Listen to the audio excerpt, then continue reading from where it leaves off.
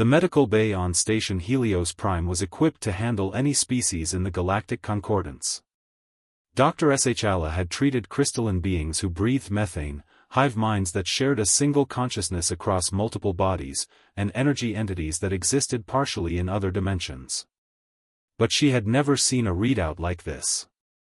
"Human patient, please remove your shirt for the full-body scan," she said through her translator, her tentacles adjusting the medical scanner's calibration. The human, a freight hauler named James Corton according to his manifest, hesitated. "Is this really necessary? I just need clearance for a stomach bug." Standard protocol for all new species undergoing their first concordance medical evaluation, Shala explained. "We must establish a biological baseline." Corton sighed and pulled off his shirt. Shala's chromatic cells flashed in shock. His back was covered in scars, thick, raised lines crisscrossing his skin in chaotic patterns. Burns, lacerations, what looked like impact trauma. Some were old and faded, others relatively recent. But it was the scanner's response that made her mandibles click in confusion. The display didn't just catalog the injuries. It produced a text analysis, something the medical AI only did when it encountered patterns of profound significance in a patient's biology. The words scrolled across her screen in the ancient trade language. Pattern recognized, sacrifice marks.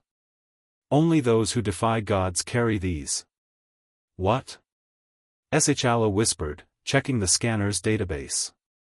The phrase came from the Vortaith scriptures, texts written by one of the oldest civilizations in the galaxy, a species that had ascended beyond physical form 3 million years ago.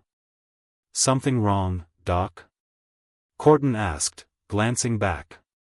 "The scanner, it identified your scars as sacrifice marks. This is a term from ancient Vortaith theology. It refers to wounds carried by those who challenge divine authority." She paused, her translation node struggling with the concept. "How did you acquire these injuries?" Corton shrugged. "Different places. That burn on my left shoulder? Pulled a kid out of a crashed shuttle before it exploded. The cuts on my lower back? Crawled through wreckage during the Belter mining disaster to reach trapped workers.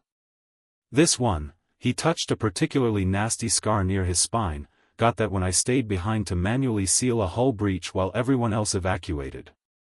Shala's tentacles went rigid.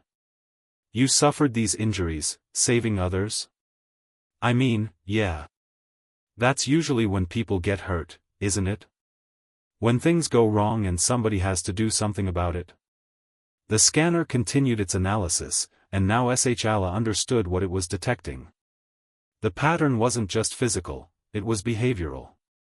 The AI had cross-referenced billions of medical records across thousands of species, and it had found something unique. "Mr. Corton, do you understand what the Vortaith meant by defying gods?" she asked carefully. "Not really. I'm not religious. In their theology, gods represented the fundamental forces of the universe. Entropy. Chaos. Death. The Vortaith believed that most species evolved to accept these forces, to submit to fate, to accept that some things are beyond salvation." Shala gestured at the scars.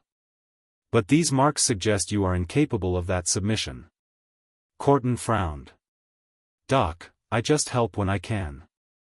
It's not that deep." But it was.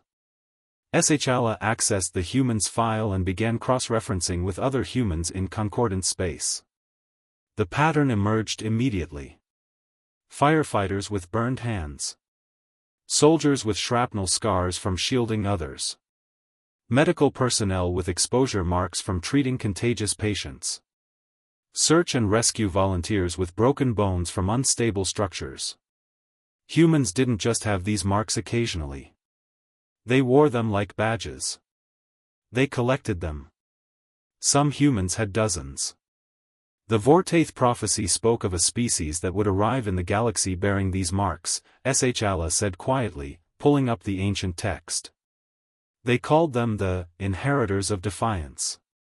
Beings who would look at the inevitable and say, no, who would challenge death itself, not with weapons or technology, but with sheer refusal to accept it. Corton pulled his shirt back on. Look, Doc, I appreciate the whole mystical prophecy thing, but I'm really just here for medication for my stomach. Yes, of course. SHL dispensed the prescription, but her mind was racing. She had to contact the Concordance Council. They had to know. The ancient Vortaith hadn't been writing mythology. They had been writing a warning, or perhaps a hope. After Corton left, SHL reviewed the scanner's final notation. Buried in the medical AI's deep analysis protocol was a phrase that appeared only once in the entire Concordance database. Species classification, natural force opposition.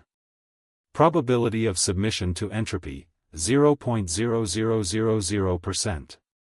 She thought about the human's casual dismissal of his injuries, his matter-of-fact explanation of running into fires and collapsing structures. To him, defying death wasn't heroism. It was simply what you did when someone needed help. The Vortaith had been right. Somewhere in humanity's evolution, they had broken a fundamental rule of the universe. They had decided that fate was negotiable, that death could be bargained with, that the impossible was simply improbable. They carried the scars to prove it. And the galaxy, SHL realized, was going to have to adjust to what that meant.